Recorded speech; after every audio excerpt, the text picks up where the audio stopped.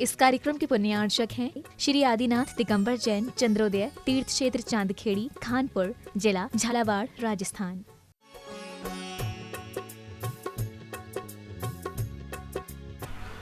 नमो सिद्धाणं नमो आयर्याणं नमो वज्रायाणं नमो लोये सर्वशाहूणम्।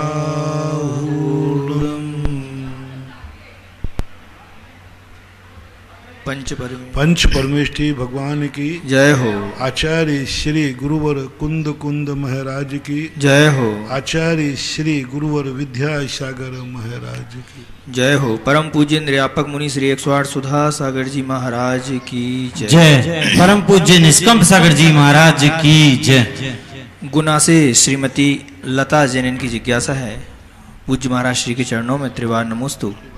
महाराज श्री मेरी जिज्ञासा है कि आत्मा से जो कार्मण और तेजस शरीर जुड़े रहते हैं उनका क्या होता है, कृपया जिज्ञासा समाधान करें।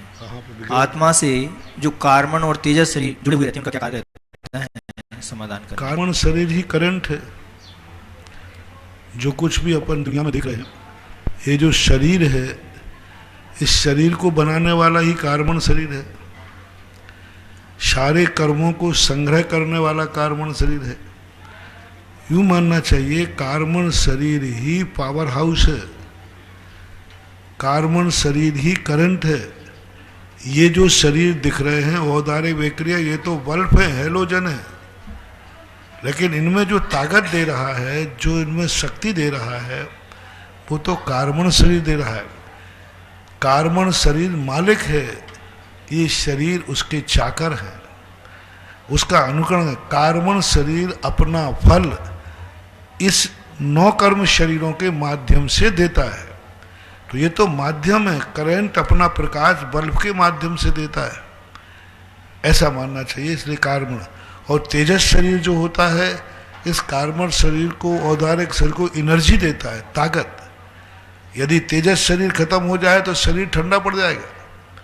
तो तेजस शरीर जो है इन शरीरों को एनर्जी डेवलप करता है, ऐसा मानना चाहिए। सिरोन से अनुज्ञा जैन इनकी जिज्ञासा है, पूज्य गुरुवर के चरणों में त्रिवार नमोस्तु। महाराज श्री मेरी जिज्ञासा है कि सम दम यम नियम किसे कहते हैं तथा दिग्व्रत और देशव्रत किसे कहते हैं, कृपया सरल भाषा में समझाने की कृपा करें। सम दम और यम और नियम, पहली बात तो ये सम अलग चीज है। शम का अर्थ होता है समन करना, शांतिपूर्वक, संतोष धारण करना, शांतिपूर्वक। किसी भी चीज को अपने उपयोग में या अनुपयोग में लेना शांतिपूर्वक, सामने वाले को नुकसान पहुंचाए बिना, इष्ट और अनिष्ट के अंदर अपना क्षमता भाव रखे बिना, रख करके जो क्रिया की जाती है वो शाम कहलाती है, शमीनता है। जैसे कई बार कोई चीज़ें ऐसी होती हैं, पक्ष भी है विपक्ष भी है, दोनों के प्रति हमारा नियम है, हम दोनों पक्षों के प्रति तटस्थ रहेंगे, शाम रहेंगे, तो इसको बोलते हैं साम्य भाव। फिर दमन होता है। दमन का अर्थ होता है ताड़ित करना, दंडित करना, रोकना, जबरदस्ती रोकना। जैसे तुम्हारे लिए कोई व्यक्ति कोई गलत कार्य करने का भाव आया, कुछ खाने पीने का भाव आया, तुमने नियम कर लिया, चाहे मर जाऊंगा लेकिन ये नियम तो नहीं तोड़ूंगा, ये कार्य तो नहीं करूँगा, ये कहलाता है दमन। अब क्षमता भाव नहीं है, अब हठात भाव है, दमन भाव है। तुम लाख उपाय करो, मैं तुम्हें ये कार्य नहीं करने दूंगा, तो उसको बोलते दमन।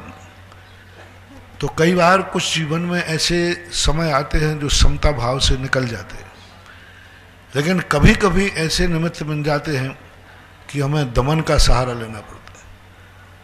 सब तरफ से ऐसी बाधाएं आ रही हैं कि ये मेरे पैरों को डगमगा देंगे, तो उस समय हमें दमन का सहारा लेना पड़ता है। दुनिया हिले तो हिले, लेकिन मैं अपने नियम से नहीं हिलूंगा। तो ये कहलाता है दमन। यम कहलाता है, यम का अर्थ है दीर्घकालीन, पूर्णकालीन, जीवन पर्यंत के लिए कोई संकल्प लिया जाता है, वो यम कहलाता है। नियम कहलाता है कुछ सीमित समय के लिए परिस्थितियों के अनुसार जो नियम लिया जाता है वह नियम कहलाता है। दिग्व्रत और देशव्रत किसे कहते हैं? दिग्व्रत और देशव्रत का, दिग्व्रत का अर्थ है दिशाओं का बंधन करना, आजीवन। हम जीवन भर के लिए त्याग करते हैं, इस दिशा में हम इतने किलोमीटर से इस देश के बाहर नहीं जाएंगे। देशव्रत कहलाता है प्रतिदिन नियम लेना, आज मैं इस दिशा में नहीं जाऊंगा, काहू की ग्राम बली बजारा, आज मैं नगर में भी सभी जगह नहीं जाऊंगा, 2-4 जगह जाऊंगा। तो प्रतिदिन अपने जाने आने की सीमाएं कर लेना, ये देशव्रत। इस प्रकार दिग्व्रत और देशव्रत दो प्रतिमाओं से चालू हो जाते हैं, इनको गुणव्रत भी कहते हैं। खांडू कॉलोनी बांसवाड़ा से अर्पण जैन की जिज्ञासा है, पूज्य गुरुवर के चरणों में नमोस्तु। महाराज श्री, आज शाम भक्तामर स्तोत्र ऋषि मंडल स्तोत्र करते हुए लगा जैसा कि खांडू कॉलोनी के श्यांसनाथ के सामने, सांगनेर के आदिनाथ भगवान के सामने, विजोलिया के पार्श्वनाथ भगवान के सामने बैठने जैसा आनंद प्राप्त हो रहा हो। मेरी जिज्ञासा है कि ऐसा क्यों होता है कि कुछ मंदिर जी में प्रतिमा को देखकर मंत्र मुग्ध हो जाते हैं और कुछ मंदिर जी में दर्शन करने जैसे एक फॉर्मेलिटी सा लगता है? कृपया समझाने की कृपा करें। द्रव्य छेद काल भाव, आज प्रातः काल हमने प्रवचन में कहा था कि परिणाम कभी कभी किसी द्रव्य को देख करके होते हैं। शांत भाव बैठे हैं, सामने से कोई निकल जाए, हमारे परिणाम अच्छे बुरे हो जाते। कुछ परिणाम उस क्षेत्र पे जाके होते, कुछ परिणाम काल पे होते, कुल परिणाम जो है भावों के भाव के आश्रित होते। उस भाव में जन्म लोगे तो वे भाव करना ही पड़ेंगे। इसी प्रकार से मंदिर की पोजीशन, मंदिर का स्थान, मंदिर का क्षेत्र, मंदिर का वास्तु से मंदिर के परिणाम बनते हैं। मूर्ति का भी अलग अलग होता है। इंदौर से महेंद्र जैन पत्रकार, इनकी जिज्ञासा है, पूज्य गुरुदेव के चरणों में नमोस्तु। महाराज श्री, शांतिहारा में ऋषि आरिका श्रावक श्राविका शब्द आता है, जबकि जैन दर्शन में मुनि आरिका शब्द उपयोग होता है। महाराज जी, क्या शांतिहारा में ऋषि आरिका शब्द के बजाय मुनि आरिका शब्द का उच्चारण करना उचित होगा? कृपया मार्गदर्शन करें। श्रावक श्राविका की जगह मुनि आरिका शब्द उपयोग करें। मुनि आरिका भी तो आता है, श्रावक श्राविका मुनि आरिका आता है, दोनों तो आते हैं। मुनि आरिका श्रावक श्राविका दोनों आते हैं, क्योंकि चतुर्विधि संघ है। शांति धारा में भावना भाई जा रही है कि जो चारों प्रकार के मुनि आरिका श्रावक श्राविका है, इन संघों पर उपसर्ग का निवारण हो। तो गृहस्थों के लिए भाने में कोई बाधा नहीं, वहाँ कोई पूजा नहीं की जा रही है, कोई उनको अर्घ्य नहीं चढ़ाया जा रहा है। जब एक पशु पक्षियों को, पेड़ पौधों को भी शुभ की भावना की जा रही है, तो श्रावकों के प्रति उपसर्ग ना हो, ऐसी भावना भाने में कोई बाधा नहीं है। सागर से प्रभा जैन की जिज्ञासा है, पूर्व गुरुवर के चरणों में कोटि कोटि नमोस्तु। महाराज श्री, जिज्ञासा है कि मैंने पंचकल्याणक महोत्सव में सारथी की बोली ली थी, तो महाराज जी इसका क्या पुण्य मिलता है सारथी बनने से? कृपया समाधान करने की कृपा करें। सारथी बनने का पुण्य तो ली थी, तो आपने ली थी, बस अब जब लोगे तब पूछना। सटई जिला आज तुमने भगवान का रथ चलाया है, कभी तुम्हारे लिए भी भगवान का सारथी जो बन जाते हैं ना, उनको स्वयं की गाड़ी स्वयं नहीं चला जाते, वो इतने बड़े आदमी हो गए, उनको सदा ड्राइवर मिलता है। तुम्हारी गाड़ी चलाने के लिए भी कोई ना कोई सहारा मिलेगा। सटई जिला छतरपुर से ममता जैन की जिज्ञासा है, पूज्य गुरुवर के चरणों में कोटिशा नमोस्तु। महाराज श्री, मेरी 3 प्रतिमा के व्रत हैं, मुझे अंतराय का पालन किस प्रकार से करना चाहिए? कृपया समाधान करने की कृपा। आप लोगों को जो पालन करने की कुछ विधियां ऐसी हैं कि ज़्यादा 4-5 आपको अंतराय कहे गए। एक अंतराय वो है कि जीव यदि कोई थाली में मरा हुआ आ जाता है तो भोजन को छोड़ करके बाद में दूसरे टाइम भोजन ग्रहण कर सकते हैं, अथवा यदि आपकी शक्ति आदि नहीं है तो भोजन को छोड़ करके पानी ले सकते हैं। लेकिन भोजन छोड़ देंगे, कोई मरा हुआ जीव आया है, बाल आदि आने पर जिस वस्तु में बाल आदि आ जाए उस वस्तु को हटा सकते हैं, बाकी शेष भोजन ग्रहण कर सकते हैं। कोई मलमूत्र आदि की बाधा आ जाने पर या उस प्रकार का स्पर्श आदि हो जाने पर, आप परिवार हैं, बच्चे हैं, सब कुछ है, तो उस समय आपको अंतराय करने की स्थिति बन जाती है। कुल मिलाकर के आप लोगों के अंतरायों में बहुत सावधानी रखना चाहिए, क्योंकि आप गृहस्थ हैं। इतना भोजन फेंकना, हम अंतराय करते हैं तो कितना फेंकता है, जितनी अंजलि में उतने ही फेंकेगा। और तुम्हारा अंतराय है और पूरी भरी थाली रखी, तो हर चीज पर थोड़ा व्यवस्थित सावधानी बना के रखना। बस जीव के मरने पर यदि वो भी मरा हुआ कहीं दिख जाए तो नहीं, आपकी थाली में ही मरा हुआ मिलता है तो भोजन छोड़ना, बाकी के लिए यथायोग शक्यानुष्ठान पूर्वक कार्य करना। क्योंकि सभी आचार्यों ने, प्राचीन आचार्यों ने इस संबंध में कोई चर्चा गृहस्थों की नहीं की। पूज्यवर समंतभद्र महाराज ने कहीं भी इतने बड़े श्रावकाचार में कोई इस प्रकार की चर्चा नहीं की। बाद के कुछ आचार्यों ने, जैसे वसुनंदी श्रावकाचार है, उसमें कुछ इस प्रकार के अंतरायों की चर्चा है। बूंदी से दुर्लभ जैन इनकी जिज्ञासा है, पूज्य गुरुवर के चरणों में नमोस्तु। महाराज श्री, मेरी जिज्ञासा है कि मेरे परिवार के द्वारा प्रतिमा जी विराजमान की गई थी, वह मेरे से करवाई गई थी। गुरुदेव, उस प्रतिमा जी के एक हाथ की अंगुली खंडित थी, तो मैंने उसी समय पंडित जी से बोला तो उन्होंने बोला कि ये खंडित में नहीं आती। तो गुरुदेव आप मुझे मार्गदर्शन करें कि इसमें दोष क्या है, कृपया समाधान। इन सब चीज़ों पर विचार नहीं किया जाता, क्योंकि उपांग खंडित होते हैं और मूर्तियां प्राचीन होती हैं, तो इन संबंध में विचार नहीं करना चाहिए। मूल अंग खंडित होता है तो विचार है, ये उपांग कहलाते हैं। अशोकनगर से विनीता निर्मल जैन इनकी जिज्ञासा है, पूज्य गुरुवर के चरणों में नमोस्तु। महाराज श्री, अनेकांत एवं स्यादवाद को कैसे समझें, कृपया सर। बहुत बार मैं बता चुका हूँ, अनेक धर्मों को एक साथ, परस्पर विरोधी धर्म एक साथ में रहते हैं, उनको अनेकांत कहते हैं, और सापेक्षवाद को स्यादवाद कहते हैं। अनेकांत वस्तु का स्वभाव है, सापेक्षवाद वस्तु का कथन है। सापेक्ष स्यादवाद वक्ता के अधीन होता है और अनेकांतवाद वस्तु के अधीन होता है। जैसे एक व्यक्ति नाना रिश्तेदारों में होता है तो वो तो है, लेकिन जो लोग उसे पुकारते हैं सापेक्ष है। तो जब कोई सापेक्ष कथन किया जाता है वो स्यादवाद कहलाता है, जो वक्ता के अधीन है। जैसे किसी ने कहा है मेरे पिताजी हैं, पिता ने कहा है मेरा बेटा है, भांजे ने कहा है मेरा मामा है। वो तीनों है, लेकिन अलग अलग अपेक्षा से। मामा, भांजे की अपेक्षा मामा है, सापेक्षवाद है, वो भांजे की अपेक्षा है। तो जब कथन की शैली आती है, इसके संबंध में अभी 2-3 दिन पहले ही मैंने बड़े विस्तार से लिखा था। लगता है कि प्रश्नवाचक, प्रश्नकर्ता जिज्ञासा समाधान को पहली बार सुन रहा है। सिमरिया रहली से मुन्नालाल जैन इनकी जिज्ञासा है, पूज्य महाराज श्री के चरणों में नमोस्तु। महाराज श्री, मेरी जिज्ञासा है कि मरण काल उपस्थित होने पर गृहस्थ को प्रीति पूर्वक संलेखना करना चाहिए। तो महाराज श्री, प्रीति पूर्वक संलेखना का क्या तात्पर्य है? प्रीति यानी रुचि पूर्वक, भार मान के नहीं, मन मार के नहीं। कहाँ से संलेखना महावीर स्वामी ने रख दी, वैसे ही मर रहे हैं और कह रहे हैं अन्न पानी और छोड़ो, वैसे तो उसको भार मान करके नहीं, प्रीति पूर्वक, अवभाग्य मेरे धन्यवाद कि मरण के पहले मैं सारी पराधीनता का त्याग कर रहा हूँ।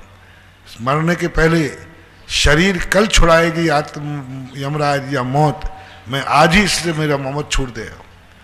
बहुत बड़ी चीज, शरीर तो छूट नहीं है, मैंने अपने मन में तो आज ही छोड़ दिया उदासीन। बहुत बड़ी चीज, तो प्रीति पूर्वक, जोश पूर्वक लेना चाहिए। ललितपुर से सीलचंद जी अनौरा वाले, पूज्य गुरुवर के चरणों में त्रिवार नमोस्तु। गुरुवर, जिस प्रकार भगवान की जितनी ज़्यादा पूजन, दर्शन, अभिषेक लोग करते हैं तो उसमें उतना ही अतिशय आता है। उसी प्रकार जिन गुरुओं के ज़्यादा लोग दर्शन या पूजन पाठ प्रक्षालन करते हैं तो उनमें तो भी उनकी भी महिमा बढ़ती है। भगवान सुनते नहीं, गुरुवर देखते भी नहीं, फिर भी श्रावक को मन में शांति मिलती है और भगवान गुरुवर का अतिशय बढ़ता है। ऐसा क्यों? गुरुवर समाधान करने की कृपा करें। अब देखो, मैं भगवान के संबंध में तो कह सकता हूँ, गुरुओं के संबंध में कहना उचित नहीं है, क्योंकि नहीं तो लोग किराए के मंगा करके भीड़ इकट्ठी करने लग जाएंगे। जैसे नेता होते ना, तो नेता लोग क्या करते हैं कि फिर अपनी इकट्ठी भीड़ करने के लिए ट्रैक्टर लगाते हैं, गाड़ियां लगाते हैं, फिर मोबाइल बांटते हैं, फिर और भी लोभ देते हैं, कैसे भीड़ इकट्ठी करो। साधु संत भी यही करने लग जाएंगे कि आज मेरे यहाँ 100 लोग दर्शन करना चाहिए, कल 150 500, फिर वे भक्तों को बनाएंगे, भक्तों को बुलाएंगे, एक दूसरे भक्त से कहेंगे कल तुम और भक्तों को लाना, मेरे नमोस्तु कराना, मेरा अतिशय बढ़ेगा। पर हम साधु लोग यही करते फिरेंगे कि हम साधना बांधना तो करेंगे नहीं, तपस्या तो करेंगे नहीं, आपसे जितने नमोस्तु ठुकवाएंगे उतना ही मेरा ठाट बढ़ जाएगा। ये आगम सम्मत बात नहीं है। हजारों लाखों लोग नमोस्तु करें तो भी साधु का अतिशय बढ़े, कोई नियम नहीं है। साधु का अतिशय बढ़ता है ज्ञान ध्यान तपो रखता तपस्वी सा प्रशस्यते। समंत्रभद्र महाराज ने स्पष्ट कहा, ज्ञान ध्यान विषयासा बसाती तो नरारंभो परिग्रह। ज्ञान ध्यान तपो रक्षा, अपना ज्ञान बढ़ाओ, अपना चारित्र बढ़ाओ, अपनी साधना बढ़ाओ, अतिशय बढ़ेंगे। नमोस्तु करने से साधु की महिमा नहीं बढ़ती है, साधु की साधना बढ़ती है तो लोग नमोस्तु करते हैं। आचार्य से इसलिए प्रसिद्ध नहीं हुए कि लोग ज्यादा नमोस्तु करते हैं, उन्होंने अपनी चर्या अपनाई है इसलिए लोग नमोस्तु करते हैं। हाँ, ये ध्यान रखना, बिल्कुल भी नहीं। हजारों लाखों, यदि भीड़ को देख करके अतिशय बढ़ जाए तो सबसे ज्यादा नेताओं के पीछे भीड़ रहती है। हाँ, ध्यान रखना। तो इस प्रकार की स्थिति, भीड़ को देख करके अंदाजा नहीं लगाना कि साधु किस प्रकार का है, उसकी साधना, उसकी तपस्या, उसका नेचर, उसके भाव, अकेला एक ही चीज नहीं है। भाव मुनि है, सब कुछ है, लेकिन परिणाम खोटे, परिणाम लक्ष्य ठीक नहीं है। ख्याति पूजा के लाभ की तरफ है, बहिर्मुखी है। आत्म अनात्म के ज्ञानहीन जे जे करनी तन करणचीन। पंडित जी साहब दौलत राम जी ने कहा, मात अकेले बाहर एक प्रवृत्ति में है कि हम कितना ज्यादा अधिक से अधिक लोगों को जोड़ सके, कितने ज्यादा लोग मेरी भक्ति कर सके, कितने ज्यादा लोग मुझे आहार दे सके, कितने ज्यादा लोग मेरे बिहार में चल सके, कितने ज्यादा लोग मेरी जय जयकार बोल सके। यदि इस तरफ साधु का मन भी चला गया, वह साधु पद पर रह ही नहीं सकता, उसका अतिशय तो क्या, साधुता भी नहीं रहेगी। इसलिए साधुओं में ये लक्षण नहीं लगाना, वो जड़ पदार्थ में स्थापना निक्षेप है। जैसे साक्षात चेतन भगवान है, चेतन भगवान का अतिशय नमोस्तु से नहीं बढ़ता। बहुत अच्छा उदाहरण है, एक चेतन भगवान है और एक मूर्ति के भगवान है। साक्षात चेतन भगवान को इसलिए अतिशय नहीं है कि उनमें लोग नमोस्तु करते। पूज्यवर समंत्रभद्र महाराज ने देवागम स्तोत्र में आकर कहा कि हे भगवान, आप इसलिए अतिशयमान नहीं है कि आपको देवता नमस्कार करते, आप इसलिए महिमामान नहीं है कि 12 सभाएं आपको लगी, इसलिए आप महिमामान नहीं है कि आपके रत्न वृष्टि हुई है, इसलिए नहीं है कि आप आकाश में चल रहे हैं। साक्षात जीवित भगवान का कितने लोग उनको नमोस्तु करें, उनके अतिशय में किंचित मात्र भी वृद्धि नहीं, किंचित मात्र भी वृद्धि नहीं होती। क्यों? उनके जो भी अतिशय हैं उनकी तपस्या और साधना। लेकिन उन्हीं भगवान की जब मूर्ति होती है वो जड़ होती, स्थापित होती है, तो स्थापना की अपेक्षा से नमोस्तु अभिषेक से उस स्थापना की मूर्ति में अतिशय बढ़ेंगे। मुनि महाराज साक्षात हैं, इनकी अतिशय भीड़ के अधीन नहीं है, भक्तों के अधीन नहीं है, इनका अतिशय स्वयं की साधना, स्वयं की अंदर की नियत के आश्रित है। अंदर की नियत क्या है, अंदर का लक्ष्य क्या है, किस प्रकार का संवेग और वैराग्य है भी या नहीं। दिल्ली से मनीष जैन इनकी जिज्ञासा है, महाराज श्री के चरणों में नमोस्तु। महाराज श्री, मेरी जिज्ञासा है कि अगर घर के ऊपर चैत्याला बना हुआ हो तो उसका कोई परिवार पर विपरीत प्रभाव पड़ता है या नहीं? कृपया जिज्ञासा का समाधान करने की कृपा करें। घर के ऊपर चैत्यालय हो तो घर पर क्या विपरीत प्रभाव पड़ता है? कृपया समाधान करें। नहीं होना चाहिए। भगवान के नीचे तुम रह रहे हो, कभी सुखी नहीं रह सकते। केकड़ी के अंदर बाहुबली भगवान के नीचे छुल्लक जी बैठ गए, हम तक बैठ गए, तो एक बार मैं भी बैठ गया, सब गड़बड़ रहा। छुल्लक जी बैठ गए, गड़बड़ रहा। ऊपर त्रिलोकीनाथ बैठे हों, उनके नीचे बैठना, तुम उनकी एनर्जी संभाल ही नहीं पाओगे, कभी नहीं। भगवान के नीचे बैठना ये भी ठीक नहीं है। तो फिर भगवान के ऊपर बैठ जाए सो तो और कबाड़ा है। बड़ों से नीचे नहीं बैठना, बड़ों के ऊपर नहीं बैठना, अपना हित चाहे तो ध्यान रखना। घर में भी दादाजी यदि ऊपर के कमरे में है तो बेटे को नीचे कमरे में नहीं रहना, और दादाजी नीचे कमरे हैं तो बेटे को ऊपर कमरे में नहीं रहना। दोनों में गड़बड़, बहुत गड़बड़ हो जाएगा। इसलिए जब भी कोई है ऐसा स्थान है तो ना तो भगवान को के नीचे तुम रहना, ना भगवान के ऊपर रहना। भगवान अलग, तुम अलग, दोनों के रास्ते अलग अलग हैं। हरियाणा से सुनील जैन की जिज्ञासा है, महाराज श्री के चरणों में नमोस्तु। महाराज श्री, क्या नित्य प्रतिदिन श्री जी के अभिषेक से पहले पूजन आरती करना उचित है, और क्या अभिषेक कर सकते हैं? पूजन आरती करके आपकी व्यवस्थाएं हैं, देखो जैसी है व्यवस्थाएं बना लो। मार्ग तो यही है कि अभिषेक करो, पूजन करो, आरती करो, परिक्रमा करो, फिर जैसी सुविधा बन जाती है। सुभाष नगर भीलवाड़ा से लोकेश पाटनी इनकी जिज्ञासा है, पूज्य महाराज श्री के चरणों में त्रिवार नमोस्तु। महाराज श्री, मेरी जिज्ञासा है कि आपने जब नेमिनाथ भगवान विराजित किए तब आपने डॉक्टर नेमिनाथ बताकर सिर्फ नारियल भी बीमार के नाम से चढ़ा देने पर 99% उसको ठीक होने की बताया था। यहाँ का गंधोदक इतना महत्व है मेरे गुरुदेव, अगर कोई साधु और समाज का ही कोई भी प्राणी जिनकी जानकारी समाज को हो तो क्या बिना बोली के उनकी नाम की शांतियारा कराई जानी चाहिए या नहीं? जबकि यह मौजूद ना हो तो बिना बोली के भी शांतियारा की जा सकती है, क्योंकि आजकल बिना बोली के शांतियारा नहीं हो पाती है। आप इसका सही समाधान करने की कृपा करें। पहली बात तो है कि हमने जो डॉक्टर की तो भाषा आपकी भाषा में बोला था, आयुर्वेदिक, बल्कि हमने ये कभी नहीं कहा 99% हो जाएगा। मैंने ये कहा था कि मरीज को डॉक्टर के पास भेजो, वो शरीर का इलाज करेगा। तुम भगवान के पास जाओ, वो आत्मा का इलाज करेगा। कर्मों का इलाज और नौ कर्म का इलाज, नौ कर्म का डॉक्टर, कर्म का तुम्हारी पूजा, और कर्म और नौ कर्मों का इलाज हो जाएगा तो बीमारी जल्दी ठीक हो जाएगी। कुछ बातें तुम अपनी तरफ से जोड़ देते हो, तो इस प्रकार के।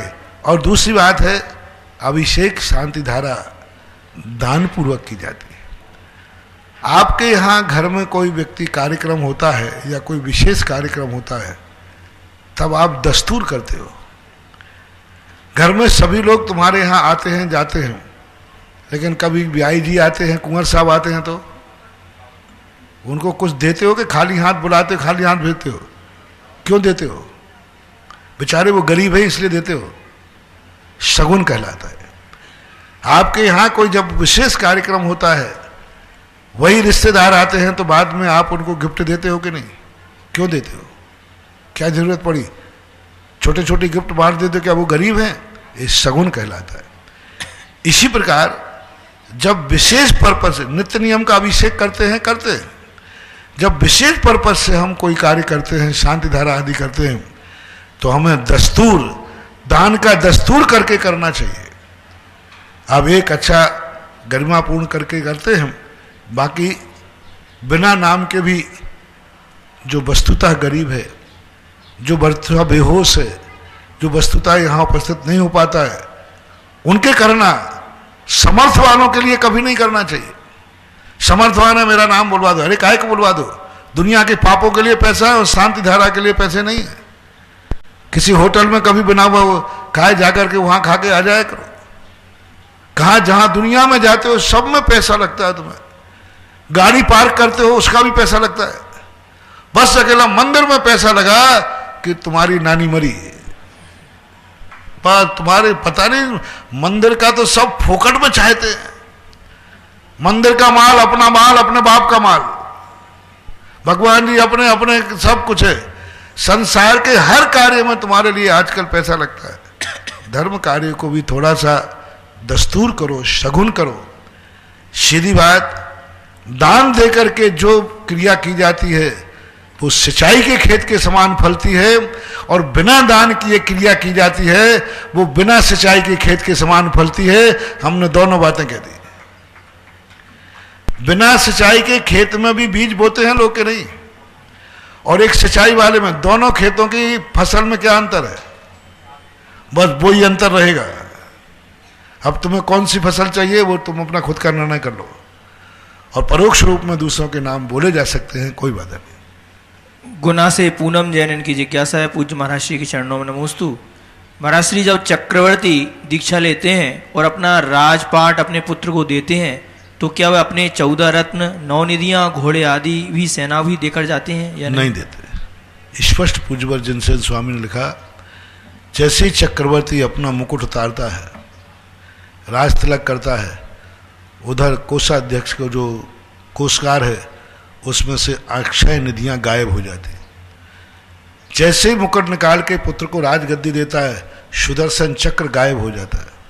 अपने आप विलय को, जैसे अपने आप प्रकट हुआ था, ऐसे ही अपने आप वो विलय को प्राप्त हो जाता है। यानी जो चक्रवर्ती का वैभव है वो पुत्र को नहीं दिया जा सकता, जो वसीयत से चला आ रहा था वैभव, वो वैभव जरूर पुत्र को देता है। भोपाल से महक जैन इनकी जिज्ञासा है। पूज्य महाराज श्री के चरणों में नमोस्तु। महाराज श्री, अकृत्रिम चैत्यालयों में जिनेंद्र देव की मूर्ति होती है क्या? और अगर मूर्ति होती है तो उसे कौन बनाता है और वह किसकी बनी होती है? अकृत्रिम है अनादिकाल से। जैसे सूरज को कृष्ण बनाया हमेशा से, हवाओं को कृष्ण बनाया हमेशा से, तो इसी प्रकार से अकृत्रिम मूर्तियां सदा शाश्वत होती हैं, अविनाशी। मदनपुरी कॉलोनी सहारनपुर उत्तर प्रदेश से धीरज जैन बोलते हैं। महाराज श्री के चरणों में नमोस्तु। महाराज श्री, घर में प्रतिष्ठा महोत्सव व धार्मिक अनुष्ठानों के बहुत सारे कलश इकट्ठे हो जाते हैं, तो महाराज जी इन कलशों को हम लोगों को क्या करना चाहिए? कृपया समाधान करनी, कृपा करें। कलशों को ठीक है मंदिर में चढ़ा दीजिए, और नहीं है तो उनको उसी रूप में तो आप उपयोग नहीं कर सकते।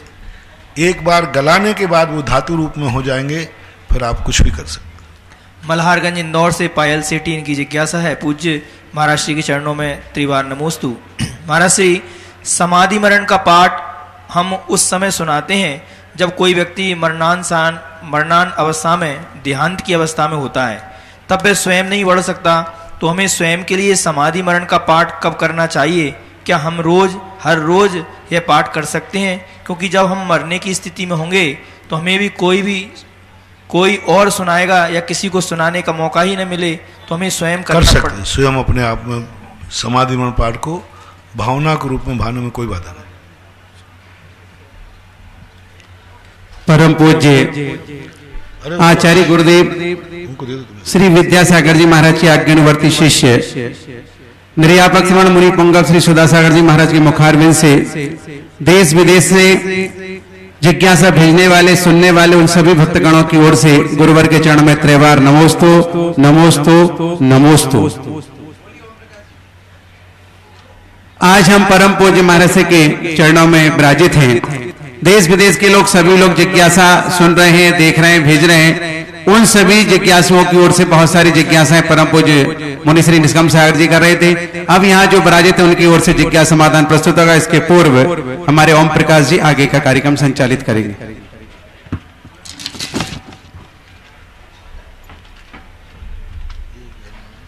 आज चमलेश्वर पार्श्वनाथ तीर्थ क्षेत्र कमेटी का सौभाग्य है कि यहाँ चंद्रोदय तीर्थ, जो कि पूरे विश्व में विख्यात हैं, उसकी कमेटी का यहाँ पदार्पण हुआ है। मैं इस कमेटी के साथ ही चमलेश्वर पार्श्वनाथ तीर्थ क्षेत्र के एडवोकेट श्री गिरधारी लाल जी आचार्य, उनसे अनुरोध करूंगा कि वे पधारें और क्षेत्र कमेटी द्वारा किए जाने वाले सम्मान को स्वीकार करें। क्षेत्र कमेटी के अध्यक्ष महोदय, मंत्री महोदय से निवेदन करूंगा कि वे माननीय वकील साहब का तिलक पगड़ी माला द्वारा सम्मान करें। पधारें।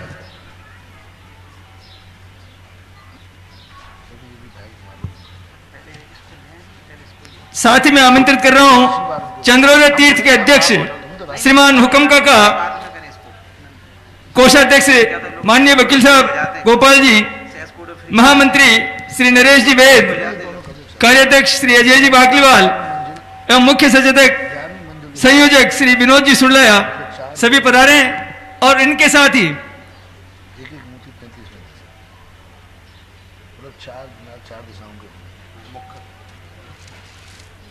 पूरा जिनालय एक पीछे 35 चौका 170 होगा 140 तो सामूहिक जो बनाएगा एक 25 पूरा 11 में जमा 11 में देशनोदय तीर्थ क्षेत्र में जीर्णोद्धार के रूप में कुछ नाम आए हैं। 11,000 रुपये की राशि से नेमीचंद जी, पुष्पा जी जैन, शालीमार्ग दिल्ली से, और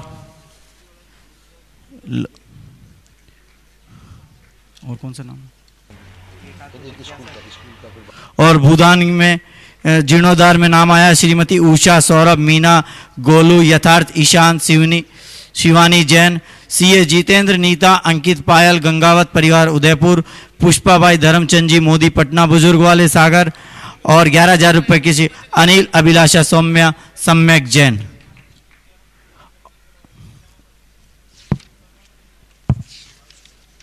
और तीर्थ रक्षक, जो क्षेत्र में तीर्थ रक्षक के रूप में एक योजना चल रही है 1,11,000 रुपये में, जिसमें वर्ष में एक बार आपके नाम से शांतिधारा होगी। जिनको भी देशनोदय तीर्थ क्षेत्र पे भूदान करना हो वो 7,51,000 रुपये की राशि है। 1 बीघा जमीन, आपका पूरा परिवार का नाम बोला जाएगा।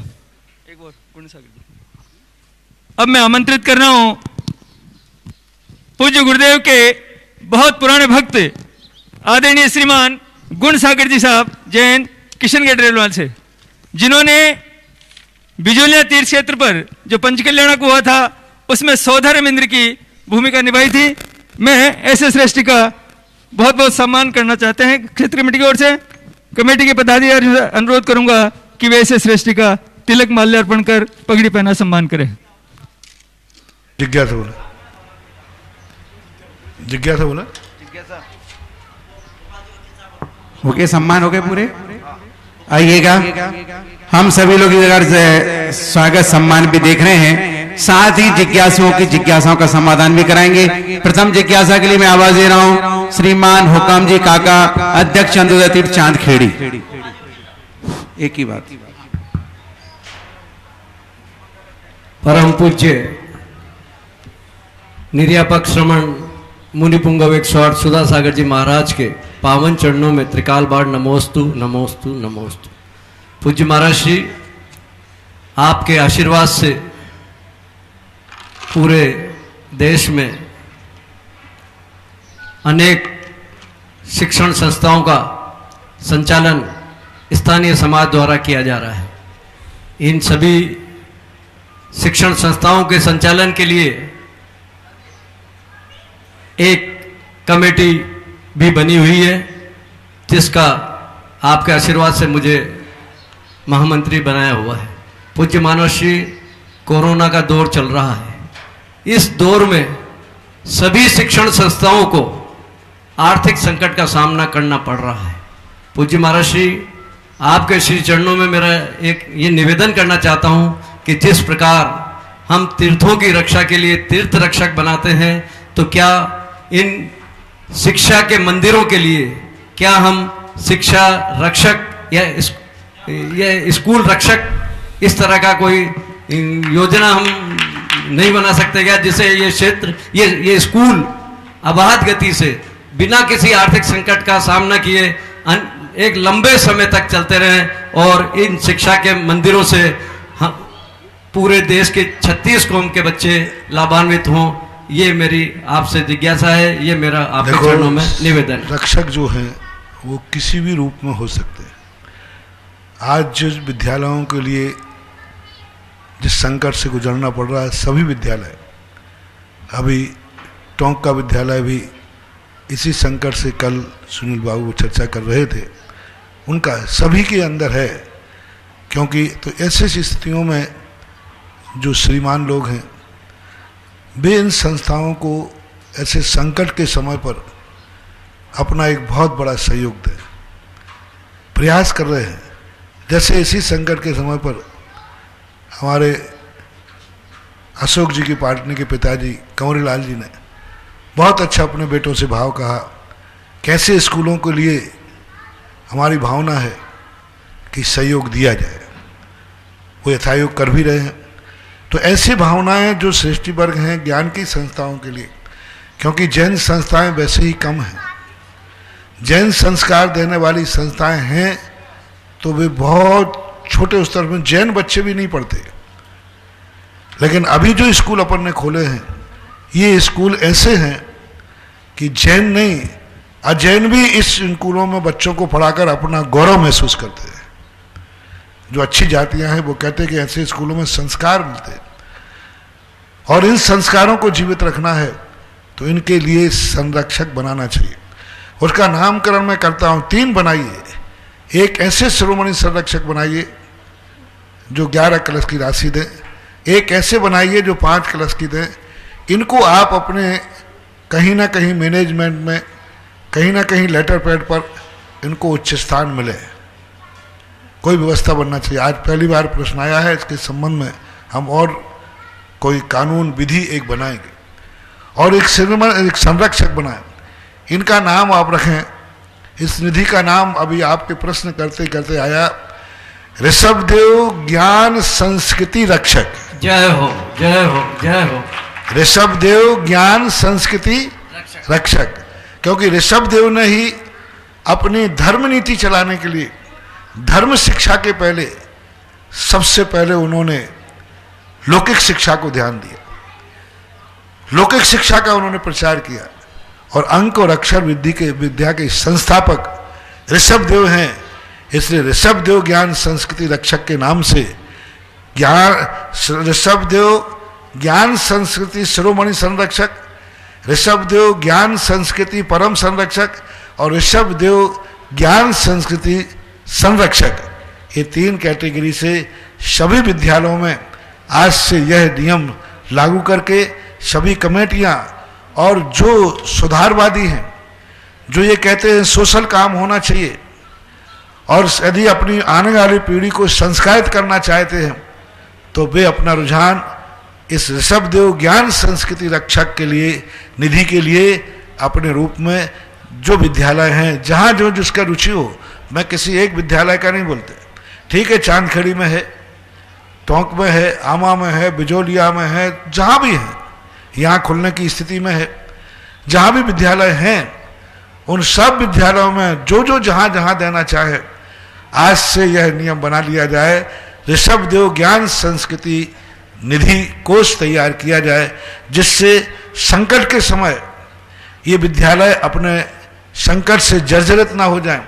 कभी कभी गरीब छात्र ऐसे आ जाते हैं जो पढ़ने में समर्थ नहीं होते, फीस नहीं दे पाते हैं, संस्था यदि उनको माफ करती है तो फिर वेतन कहाँ से लाएं? लोग संस्थाओं पर दबाव डालते हैं कि आप फीस माफ करें। अरे फीस माफ करेंगे तो टीचर का वेतन कौन देगा, मेंटेनेंस कौन करेगा? फिर स्कूलों में अच्छे टीचर, अच्छे प्रिंसिपल नहीं आएंगे। तो किसी स्कूल में कभी भी फीस माफ नहीं होना चाहिए। सेठ लोगों के लिए अक्षय निधि बना करके फिर स्कूल की फीस उनके द्वारा भरवाना चाहिए। तो ये फंड दोनों के काम आएगा, गरीब छात्रों की फीस और ऐसे संकट के समय मेरा आशीर्वाद सबके लिए यह दिया, ध्यान रखें। नमोस्तु महाराज जी, नमोस्तु महाराज। आगे गोपाल जी एडवोकेट कोटा तैयार रहेंगे, नरेश जी वैद्य कोटा। संत शिरोमणि आचार्य विद्यासागर जी महाराज के, अब ये चांदखेड़ी के अध्यक्ष बोले थे, तो जिनको चांदखेड़ी विद्यालय के लिए 3 में से कोई भी सदस्य बनना हो, वे आज से ही बोलना शुरू कर दें। यहाँ बैठों में से कोई शुरू करे तो शुरू कर दे, और बाहर से करना चाहें तो इनके अध्यक्ष वगैरह के नंबर लेकर के उनसे संपर्क करें। और आज मेरे सामने से श्रीगंज करना हो इस ऋषभदेव ज्ञान संस्कृति निधि का, तो अभी भी जो बैठे उनमें से बोलें, बाहर से बोलना चाहें तो बोलें। आज शुरुआत के लिए संत शिरोमणि आचार्य विद्यासागर जी महाराज के परम शिष्य निर्यापक श्रमण मुनि पुंगव 108 श्री सुधा सागर जी महाराज के पवित्र पावन चरणों में दिगंबर जैन अतिशय क्षेत्र चंद्रोदय चांदखेड़ी की प्रबंध कार्यकारिणी का त्रिकाल बार नमोस्तु नमोस्तु भगवान नमोस्तु। मुनिश्री, हमारा बहुत बड़ा पुण्य है। बहुत समय से हम लोग पुरुषार्थ कर रहे थे कि हमें भी कुछ लाभ मिले और इस माह का, अप्रैल माह का बहुत पुरुषार्थ करने के बाद में हमें पुण्य लाभ मिला, जिज्ञासा समाधान और आपकी देशना का प्रसारण का, जिसे पूरे देश और विदेश के लोग सुन रहे हैं। चांदखेड़ी कमेटी की ओर से सभी को सादर जय जिनेंद्र। मुनिश्री, आपने अपनी देशना में कई बार,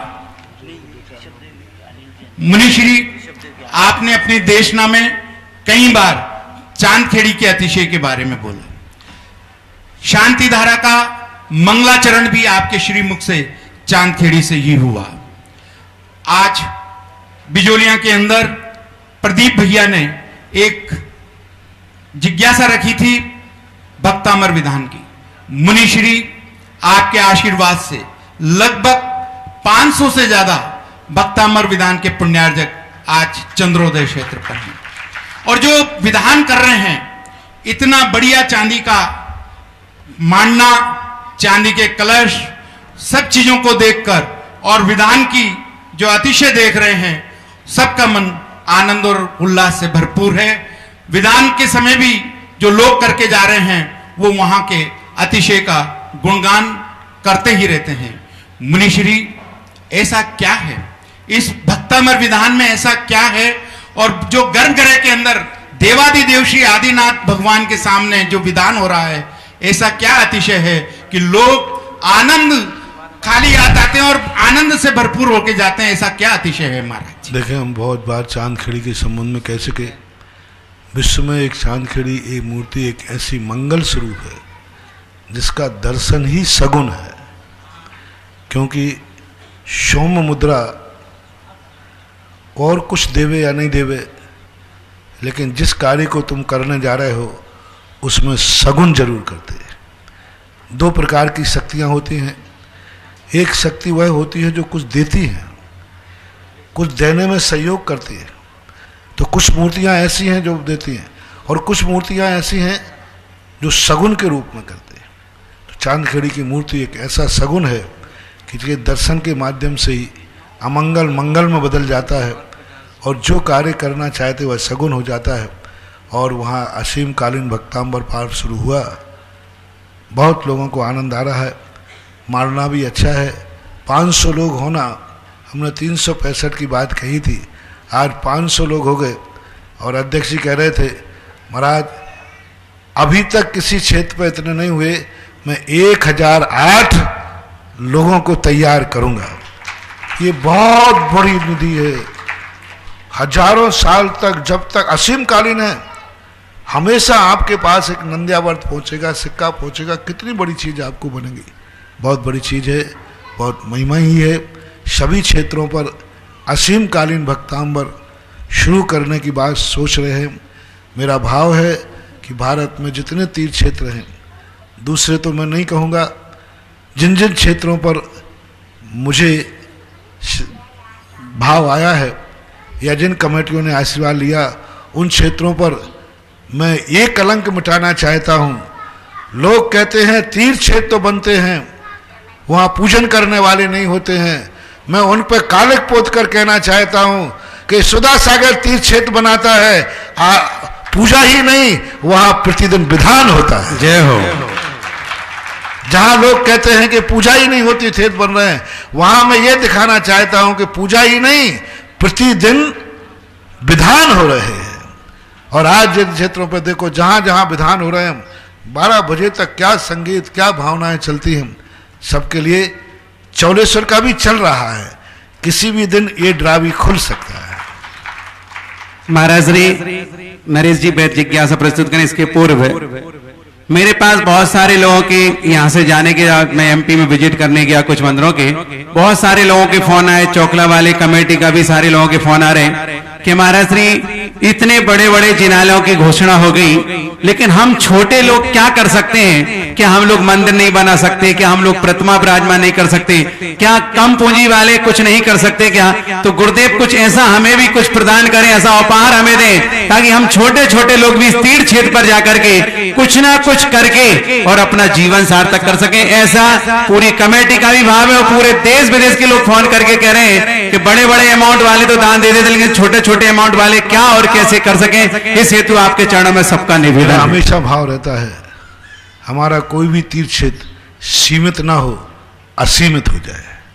जय हो। इतना विस्तार हो, जब तक मैं जिंदा रहूं हमारे तीर्थ क्षेत्रों पर टांकी चलती रहेगी। जय हो। जब तक मैं जिंदा हूं हमारे भक्त लोग अपनी कमाई का अंश दान में देते रहे। मेरे भक्त वही बनते हैं और वही बने जिनके मन में मेरे से कुछ लेने का भाव नहीं। मैं तो कहता हूं जब कोई मेरे भक्त मेरे पास आए तो ये सोच के आए, क्यों जा रहे हो? मुझे कुछ देने का भाव हो रहा है। तुम्हें लेने की कहने की जरूरत ही नहीं है। ये वो कृष्ण जी का दरबार है जहां सुदामा जी मुट्ठी भर लेके आए थे और सुदामा को बताए बिना कृष्ण जी ने सुदामा को क्या दिया था वो सब यहां से मिलता है। तुम तो भले कह के आओगे कि भाई कृष्ण जी के लिए मैं ले जाऊं, वहां तो कृष्ण जी ने क्या किया कोई कहने की जरूरत ही नहीं होती। इसलिए चौलेश्वर तीर्थ क्षेत्र एक महातीर्थ क्षेत्र के रूप में परिवर्तन हो चुका है। जय हो, जय हो। उसी दिन हो गया था जिस दिन चांदखेड़ी के अंदर पूरा चौगला उत्साह के साथ गया था। वहां विकल्प हुआ था। यहां आते ही जो पदयात्रा ने अपना अलग जगाया, पदयात्रा ने सारे विश्व में तहलका मचाया। पदयात्रा का जो मैसेज गया दुनिया में, जिस प्रकार की पदयात्रा गरिमापूर्ण रही उसी प्रकार का ये तीर्थ क्षेत्र अब गरिमापूर्ण बनने जा रहा है।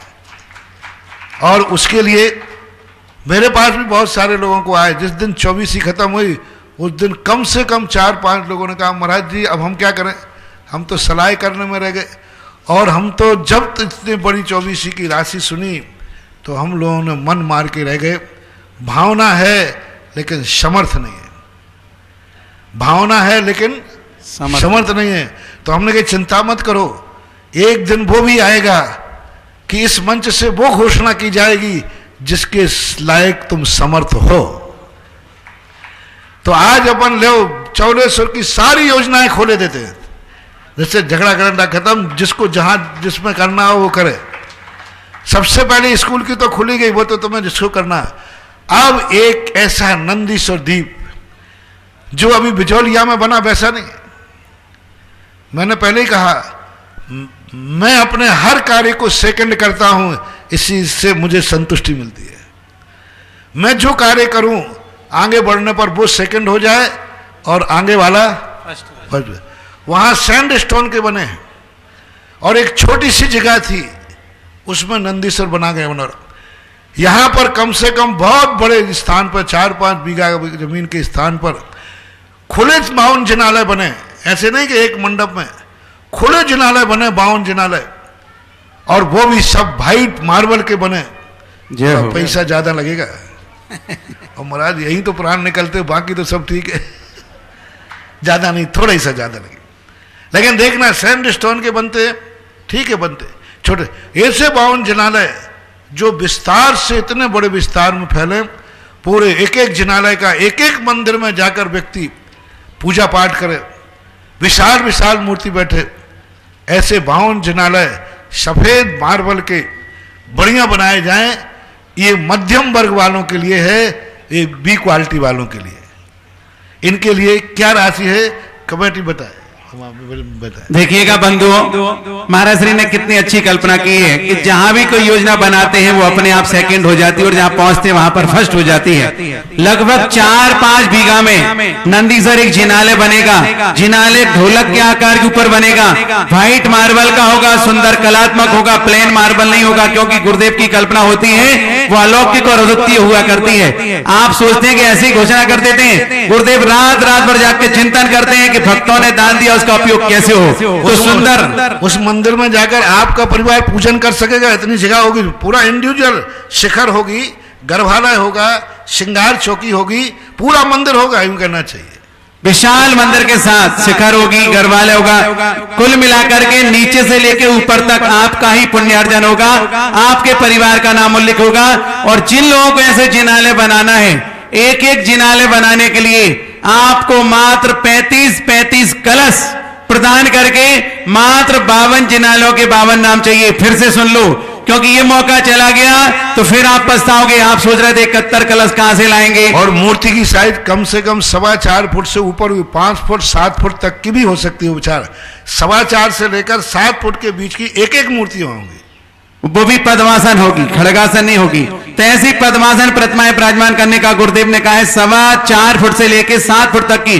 अब वो गुरुदेव पूरा नक्शा सेट करेंगे, जितनी बड़ी से बड़ी, क्योंकि महाराज जी की कल्पना हमेशा छोटी प्रतिमा रखने की नहीं रहती है, जितनी बड़ी से बड़ी हो सकती है और पुण्यार्जक को पूरा लाभ हो, ऐसी व्यवस्था के साथ करेंगे। तो जिन जिन लोगों को भी 52 जिनाले में अपना एक एक जिनाले बनाना हो, और आप एक बात और ध्यान रखना, चारों तरफ नौकाओं का विहार होगा, बहुत सुंदर कलात्मक होगी, जल जहां पर भरा होगा, और ऐसे सुंदर जिनालों के दर्शन करने, जो वंदना करने, पूजन करने, आप विधान करने बैठेंगे, तब आपको लगेगा कि वास्तव में मैंने अपने जीवन को सार्थक किया है। एक पुण्यार्जक का एक मंदिर होगा, इंडिविजुअल होगा, मतलब नीचे से लेकर ऊपर तक वेदी, शिखर, मंडप, श्रृंगार चौकी सारे आपके परिवार के द्वारा होगी और सफेद मार्बल की होगी। इसलिए जिनको भी देना है मात्र 35 कलश के माध्यम से अपने नाम यहां पर स्वीकृति भेजेंगे, आपकी घोषणा की जाएगी। और ये राशि भी आपको लगभग 5 से 7 साल तक प्रदान करने की सुविधा रहेगी, क्योंकि मार्बल का काम होता है, समय लगता है। आप ये ना सोचेंगे आज ही देना है, और अभी गुरुदेव कल्पना करेंगे साल भर तक तो आपको कोई किसी भी नहीं देना। अभी नहीं देना, जब शिलान्यास होकर पूरा शुरू होगा, जो भी घोषणाएं की है, मैं तुम्हारा ऐसे पैसा नहीं दिलवा दूंगा। जब पक्का नक्शा बन के शुरू हो जाएगा, शिलान्यास कार्य शुरू हो जाएगा, नींव खोदना चालू कर देंगे, उसके बाद ही आपको किस शुरू करना है। इसलिए भाव न भाव। दूसरी बात, अभी एक क्वालिटी में भी कुछ लोग रह गए हैं। तो एक योजना की चर्चा आई थी कि महाराज जी जब बिजोलिया से बिहार किया था गगन बिहारी ने, तो यहां तो बिहार करके आए थे, तो यहां भी गगन बिहारी बैठना चाहिए। जय हो।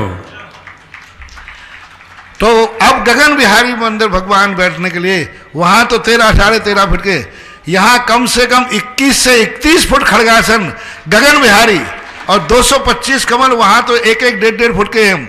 यहां कम से कम 1-1 कमल 5-5 फुट का हो। जय हो। यहां थोड़ा हमें खुला मैदान मिल जाएगा ना, ना यहाँ अंगाड़ी है ना पछाड़ी है।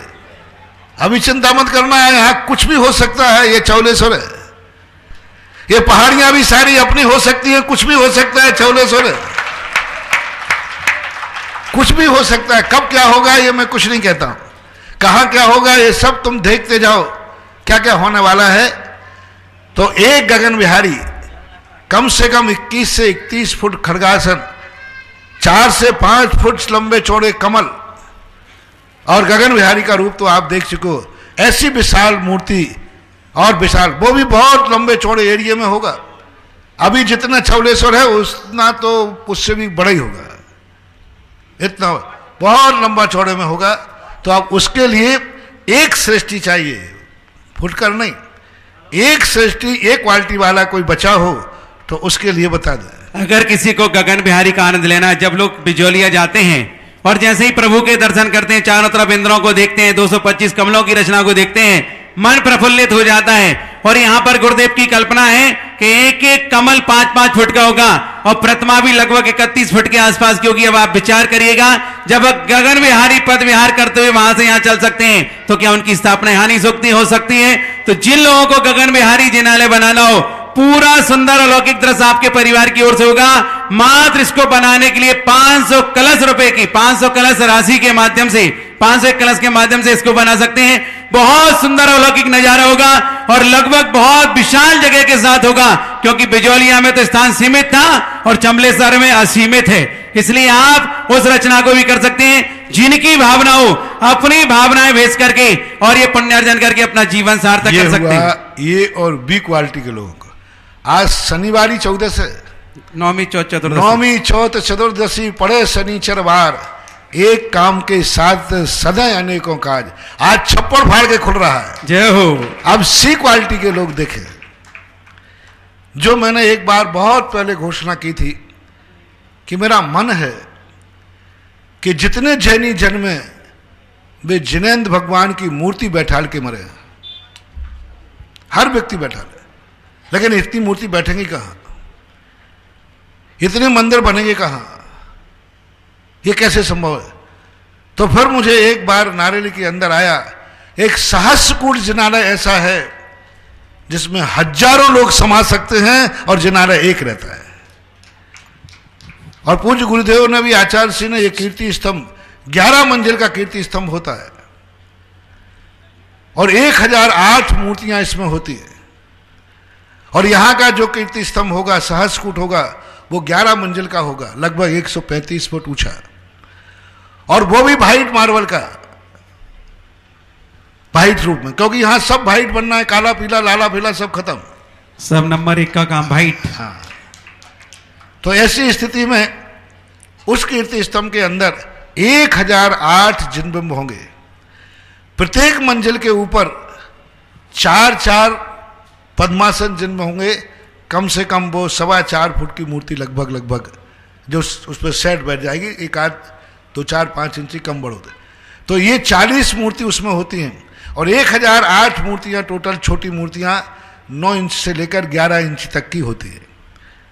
और सबसे 11वीं मंजिल में, पूरी 11वीं मंजिल में एक चतुर्मुखी भगवान बैठते, वो भी छोटे मोटे नहीं होंगे, 4-5 फुट से बड़े होंगे। ऐसे 4 भगवान ऊपर बैठते हैं, वो एक इंडिविजुअल मंदिर बनता है ऊपर कीर्ति स्तंभ का। आपको यदि इसका सैंपल देखना है तो सबसे पहले सैंपल तैयार किया है आपके ललितपुर दिगंबर जैन समाज ने, और कीर्ति स्तंभ बन के तैयार हो गया और मूर्ति भी उन्होंने बैठा दी है। इतने लोग प्रशंसा करते, बहुत ऊंचाई से ऊपर 4 मूर्ति बड़ी बड़ी विशाल, पूरा जिनालय समोषण मानो, ऊपर जाकर के पूरे समोषण का रचना रूप बनेगा। और 10 मंजिल में होंगी 1008 मूर्तियां, 10 मंदिर में 40 मूर्तियां जो बीच की होंगी, मध्यम करके बोरी। तो इसके लिए आप लोग अपनी राशि क्या घोषित करना है, वो आप लोग घोषित करना है। एक परम पूज्य महाराज श्री आपके आशीर्वाद से नौमी चतुर्दशी सार्थक हो गई। एक जिनालय नंदीसर जिनालय की 35 कलश के माध्यम से आलोक कुमार सन ऑफ नेमीचंद जी, शालिनी, अतिशय, सिद्धार्थ एवं समस्त मोदी परिवार भोपाल से इन्होंने नंदीसर जिनालय बनाने की घोषणा की। एक बार जोरदार तालियों के साथ। और जो जिनालय के लिए महाराज श्री ने जैसा घोषित किया था, स्कूल के लिए, एक सेकंड, 35 कलश ही है, उन्होंने 51 श्रीफल और अलग से दिए हैं, क्योंकि 35 कलश उनको शून्य लग रहा था, तो उन्होंने 35 कलश 51 श्रीफल के माध्यम से सूचना दी। एक बार जोरदार ताली हो जाएंगे। और जो महाराज श्री ने जैसा बोला था कि ऋषभ देव ज्ञान संस्कृति शिरोमणि संरक्षक जिन्हें बनना हो, उसमें एक थोड़ा सा संशोधन कर लें जी। किसी ने सलाह दी है, अच्छी है, मैं सलाह भी मानता हूं। ऋषभ देव ज्ञानार्जन संस्कृति रक्षक, क्योंकि वहां पढ़ाई होती ना, तो ऋषभ देव ज्ञानार्जन संस्कृति रक्षक कर लें। बहुत बढ़िया। ऋषभ देव ज्ञानार्जन संस्कृति शिरोमणि संरक्षक में एक नाम आ गया है। 11 कलश के माध्यम से श्रीमान Sheetal Jain Patni, BTech IIT PhD student, Toronto Canada. दादाजी उनके स्वर्गीय जय कुमार जी पाटनी, दादी श्रीमती किरण, पिता श्री अरुण, माता Shrimati Sheela. Sheetal Jain Patni, BTech IIT Bombay, PhD student, physics university of Toronto Canada. एक बार जोरदार तालियों के साथ। बहुत अच्छा। देखो, विदेशी लोग धर्म को थोड़ा सा कम, वहां के संस्कारों में लौकिक शिक्षा, समाज सेवा पर ज्यादा जोर देते हैं। मैं तो कहता हूं सारे विदेशी लोग हमारे दिगंबर जैन स्कूलों को गोद ले ले। जय हो। बहुत अच्छा। विदेश से शुरू हुई है हुक्म बाबू, विदेश से हुई है तीर्थ रक्षक निधि, यानी अब ये विद्यालय अंतरराष्ट्रीय संरक्षण प्राप्त करेंगे। जय हो। और महाराज श्री परम संरक्षक में, और आज देखो नंदीश्वर द्वीप की भी बिल्कुल शुरुआत, ये सब सगुन कहलाते हैं। इधर अपन ने बोला नहीं, उधर देखो बिना सोचे बोला होगा। अभी हमें बोले कितने मिनट हुए? 5-7 1 मिनट। उसको तो महाराज ने बोला, भाव आया, बोल दिया। आज बहुत दिन मुहूर्त, शुभ मुहूर्त है, शनिवारी और 14 है, अपने आप में एक बहुत शुभ योग कहलाता है। और यही ऋषभ देव ज्ञानार्जन संस्कृति परम संरक्षक के रूप में नाम आया हमारे तीर्थ क्षेत्र कमेटी चंदोदा तीर्थ के अध्यक्ष महोदय राजेंद्र कुमार जी, हुकम चंद जी, प्रकाश चंद जी, हरसौरा परिवार कोटा। जोरदार तालियों के साथ इन्होंने 5 कलश के माध्यम से परम संरक्षक बनने की मेरा स्वीकृति सबसे दी। कहना है, हुकम बाबू आप मंत्री हैं, उसके खड़े हो जाएं। भारतवर्ष से सभी स्कूलों से ये बिल्कुल हठाग्रह है, इस राशि को वो खर्च नहीं करेंगे, इसको ध्रुव फंड में जमा करेंगे और इसके ब्याज से जो पैसा आएगा वह पैसा आप अपने खर्च में लेंगे। और स्कूल के अंदर मार्बल का पाटिया लगेगा, उस पाटिया पर इन सबके नाम अंकित होंगे। ये दो बातें आपको सभी स्कूलों में लागू करना है, क्योंकि आप चांदखेड़ी के तो अध्यक्ष हैं, लेकिन आपके भारतवर्षीय सारे स्कूलों के आप गाइड करने वाले महामंत्री हैं। आपके अध्यक्ष एस.के. जैन साहब है ना, एस.के. जैन साहब जो अपने गोलाकोट के महामंत्री है जी, अध्यक्ष। तो ये दो चीजें, इसको किसी भी रूप में खर्च नहीं करोगे, ध्रुव फंड रहेगा ये। और इसके लिए जो स्कूल है उसमें पार्टियां लगेगा उनका कि ये अक्षय निधि, या जो नाम हमने दिया है ऋषभदेव ज्ञानार्जव संस्कृति रक्षक निधि कोष के ये पदाधिकारी हैं। तो ये दो चीजें करना, नहीं तो अभी आए और फिर खर्च कर दो। ध्रुव फंड कभी खर्च नहीं होना चाहिए, जो खर्च करेगा वो कानूनन अपराध माना जाएगा। महाराज जी, विधान में इस तरह का प्रोविजन करेंगे कि ये कॉर्पस फंड तैयार होगा और ये एफडी के रूप में बैंक में जमा रहेगा, और इसके ब्याज से जो स्कूलों में जो कमी आती है आय में, उसकी पूर्ति इसमें होगी। और जो बच्चे आर्थिक रूप से असक्षम है उनकी मदद के लिए ये फंड काम में आएगा। ये हमारा लक्ष्य रहेगा महाराज। बहुत अच्छा, नमोस्तु महाराज जी, नमोस्तु। सभी स्कूल कमेटियां अपने अपने क्षेत्रों से, अपने अपने जहां से भी हो, यह निधि बनाना शुरू करें। सहज कोष सी क्वालिटी का, क्योंकि संता हमारी सबसे ज्यादा सी क्वालिटी में होती है। गगन बिहारी का महिलाओं के लिए स्थिति बनती है कि ये लोग क्या करते हैं कि हम इतनी बड़ी राशि दे ही नहीं सकते, हम अपने खर्च में से निकालते हैं। तो इसमें तो सारे चौगले जितना है, बाहर के लिए मना नहीं कर रहा हूं, चौगले में घर में 10 लोग हैं तो 10 करो। जय हो। ये ऐसी निधि है जिस निधि में चॉकलेट खाने वाला बच्चा भी आज नियम ले लेवे तो 7 साल में प्रतिदिन चॉकलेट के पैसे बचाएगा तो भी मूर्ति बैठा देगा। जय हो। यानी 8 साल का बच्चा है, उससे भी कह सकते बेटा तू अपने खर्च में से एक मूर्ति का संकल्प करो सहज कूट का। बच्चे, महिलाएं कह सकती हैं कि 5 साल 10 साल के अंदर हम भी थोड़ा थोड़ा जोड़कर एक मूर्ति बैठाल करके मरेंगे। तो ये सबके लिए है। वह सहज कूट की बोले जी। गगन बिहारी में मैंने पुनः बोल देता हूं, गगन बिहारी जिन्होंने विराजमान करने के भाव करने हो, एकमात्र 500 कलश के माध्यम से अपनी स्वीकृति प्रदान करके जो रूप हमने बिजोलिया में गगन बिहारी का देखा है उससे भी कई गुना अधिक सौंदर्य, अलौकिक और बड़े क्षेत्र में बनाने की कल्पना की। 13 फुट की है, 21 से 31 फुट 31 फुट तक की प्रतिमा का महाराज ने 21 से 31 बोला। एक विशाल काय की प्रतिमा विराजमान होगी। और तीसरी क्वालिटी महाराज ने जैसा बोला है कीर्ति स्तंभ का, ये इससे ऊंचा पत्थर नहीं मिल रहा, नहीं तो मुंह और बड़ी कर देता है। सहसगुड़ जिनालय में जिन्हें 1008 प्रतिमाएं विराजमान करनी है, क्योंकि महाराज की कल्पना है यहाँ पर जो भी काम होगा सफेद मार्बल के माध्यम से होगा।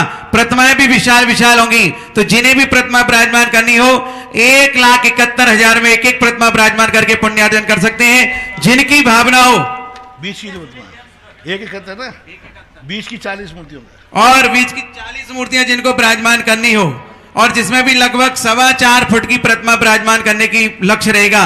क्योंकि एक एक मंजिल में 4-4 प्रतिमाएं होंगी जो चतुर्मुखी होंगी, ऐसी 10 मंजिल में 40 प्रतिमाएं होंगी। जिन्हें विराजमान करने की भावना हो एक एक प्रतिमा को कम से कम 7-7 कलश के माध्यम से विराजमान करने की भावना मिल सकती है। इसके अलावा 11वीं मंजिल की ओर जब हम जाएंगे, जैसा कि गुरुदेव ने कहा कि ललितपुर में जाकर देख के, और ये 11वीं मंजिल की प्रतिमा विराजमान भी हो चुकी है। ऐसी विशाल प्रतिमा जिनको विराजमान करना हो चारों दिशाओं में, पूरब, दक्षिण, पश्चिम और उत्तर, ये चारों प्रतिमाएं विराजमान होगी जो सर्वोत्तम शिखर पर 11वीं मंजिल के वहां विराजमान होंगी। जिन्हें भी विराजमान करना हो एक एक प्रतिमा विराजमान करने के लिए मात्र 35-35 कलश के माध्यम से विराजमान कर सकते हैं। और यदि कोई एक परिवार चाहता है कि मुझे चारों प्रतिमाएं मूललायक विराजमान करने की भावना भानी है, तो 35 × 4 करेंगे तो 140 होता है, लगभग 140 कलश। तो जिन्हें विराजमान करना है उसके लिए 15 कलश की छूट है, मतलब 125 कलश में चारों मूलनायक भगवान को विराजमान कर सकते हैं। 11वीं मंजिल का पूरा मंदिर, 11वीं मंजिल का पूरा चारों मुखी चतुर्मुखी भगवान में शिखर आदि का सारा आपके पुण्यार्जन होगा। मात्र 125 कलश के माध्यम से कर सकते हैं। और महाराज ने कितनी सारी व्यवस्थाएं बताई कि जो जिस क्वालिटी का हो, जितनी क्षमता हो, उसके हिसाब से आपको अपना अपना पुण्यार्जन करना है। और धर्मशाला में अगर अब किसी देखो, को जितना हमने अभी तक सोचा था वो मैंने सब बता दिया। अब और उम्मीद मत करना, मैंने सारा खजाना आज खोल दिया।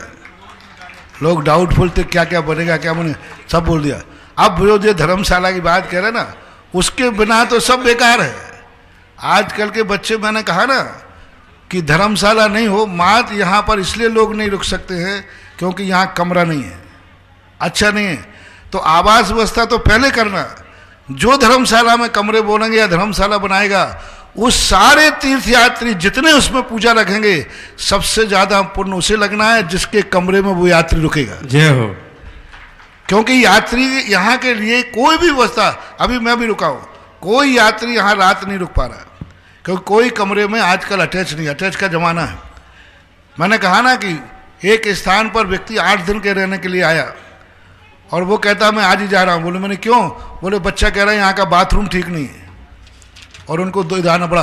अब बोलो, तीर्थ की महिमा कम, भगवान की महिमा कम, गुरु की महिमा कम, बाथरूम की महिमा इतनी है कि बाथरूम नहीं तो महाराज भी छोड़ दूंगा। जय हो। और वो परिवार को जाना पड़ा। आजकल लोग बच्चों के गुलाम है, एक ही छोरा है, वो जो कहेगा। तो आज का जमाना ये है कि पहले आवास व्यवस्था होना चाहिए, तो जिसमें लोग रुकेंगे, इतने बड़े तीर्थ की जो वंदना करेंगे, श्रेय उसको जाएगा जो धर्मशाला बनवाएगा या धर्मशाला के कमरे में रुकता है। तो धर्मशाला भी कम नहीं है, ये हमारे यहाँ पात्र दान के अंदर आती है।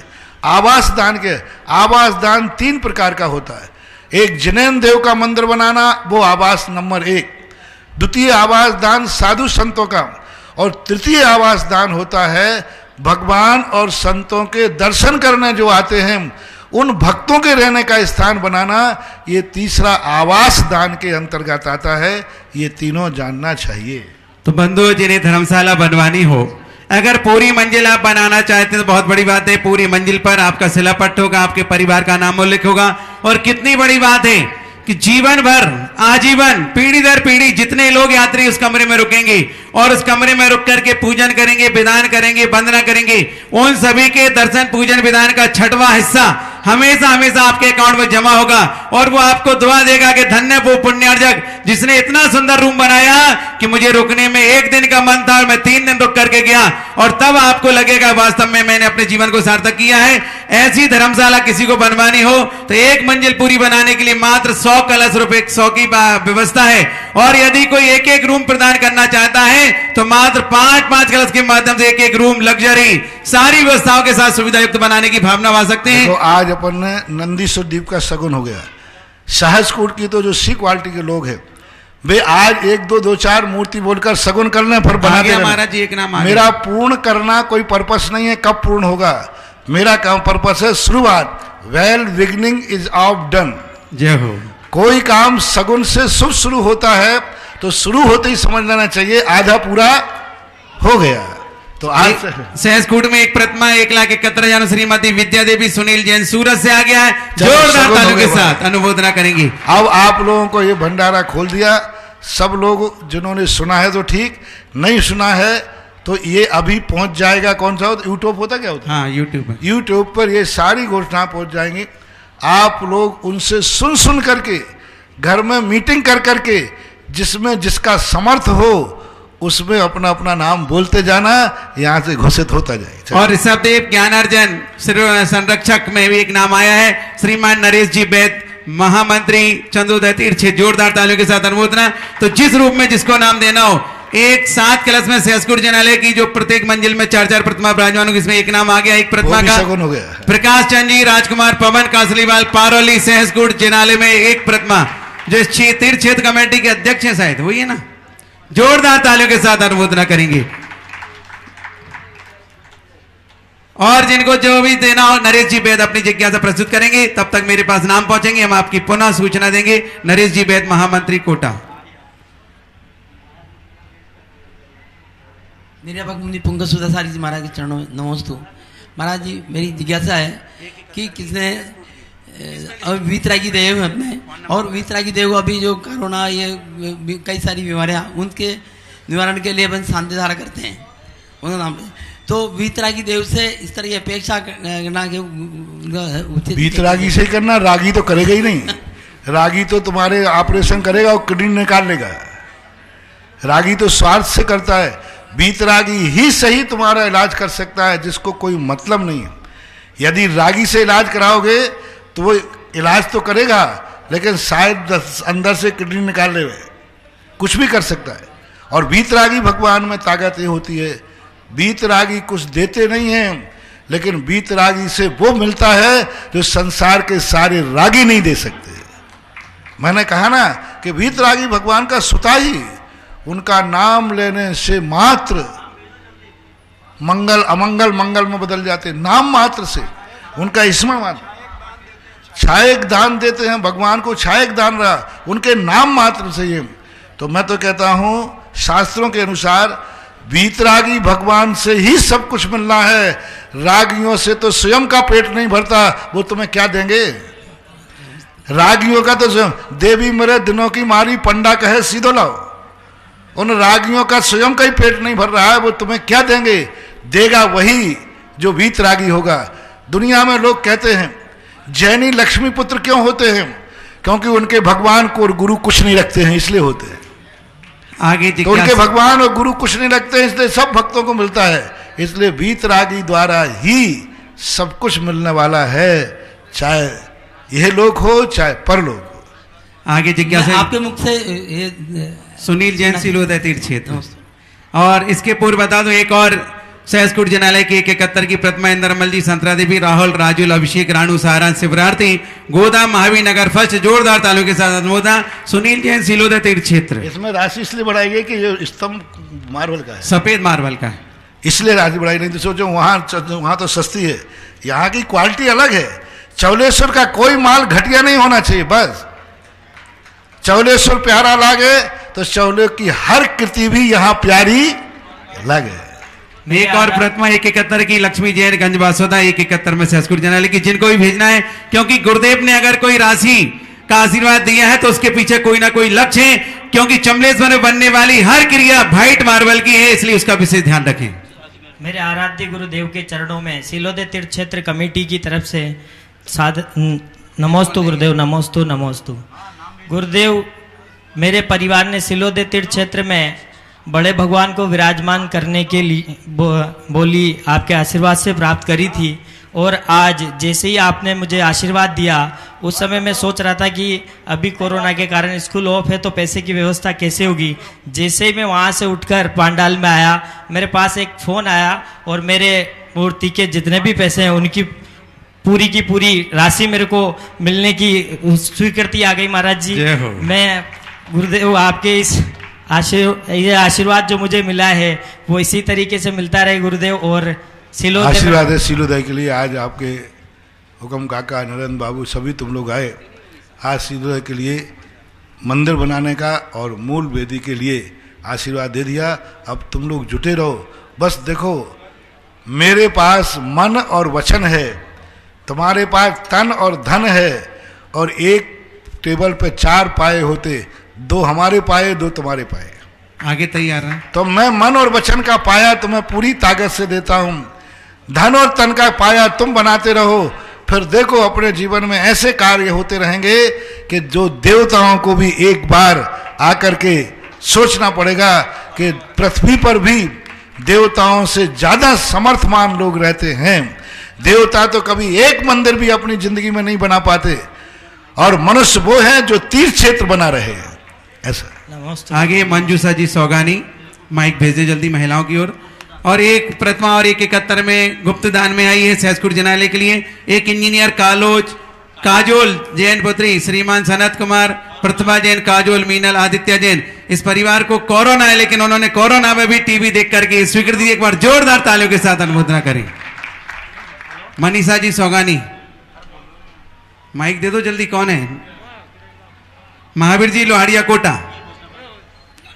एक और लक्ष्मी देवी जैन, पवनेश जैन, सुनीता, आर्ची, प्राची, किशनगढ़ निवाई, सांगानेर प्रवासी। 171 में सहसकुट जनालय की प्रतिमा। एक कमरा बनाने की भावना श्रीमती माताजी ममता देवी, पुत्र राजेश जैन, पत्नी गीता जैन, आयुष, पिया, एंजल जैन, मुंबई मलाड से एक कमरा बनाने की भावना। भाई जोरदार तालियों के साथ अनुमोदना। निर्यापक मुनि पुंगव सुधा सागर जी महाराज के चरणों में त्रैबार नमोस्तु नमोस्तु नमोस्तु।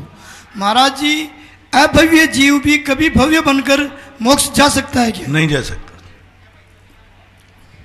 नमोस्तु। एक और 7 कलश की प्रतिमा विराजमान करने की भावना भाई सहस्कुट जनालय की चतुर्मुखी में श्रीमती गट्टू देवी, पारस कुमार, इंदिरा संकेत झांझरी कोटा और एक सहस्कुट जनालय में एक कत्तर प्रवीण चंद राजकुमार जी बाकलीवाल खजूरी वाले कोटा, सभी के सम्मान में जोरदार तालियां। संतोष जी जैन मानपुरा और तैयार है पदम कुमार जी घरौद। एक प्रतिमा घीसालाल सुशील अनिल पवन गोदा पारोली वाली सहस्कुट जनालय की प्रतिमा जोरदार तालियों के साथ अनुमोदना।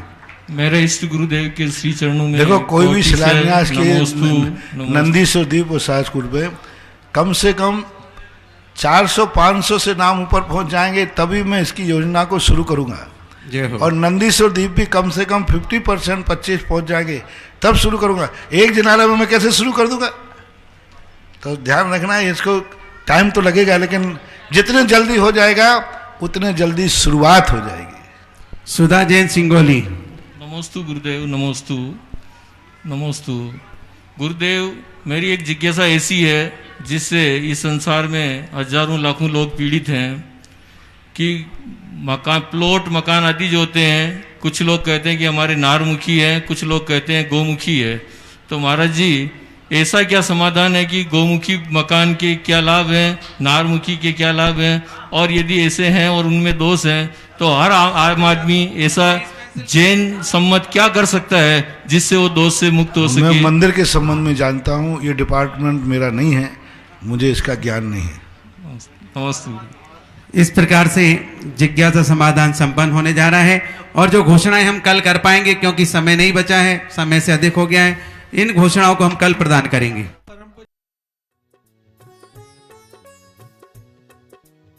इस कार्यक्रम के पुण्यार्चक थे श्री आदिनाथ दिगंबर जैन, चंद्रोदय तीर्थ क्षेत्र चांदखेड़ी, खानपुर जिला झालावाड़, राजस्थान।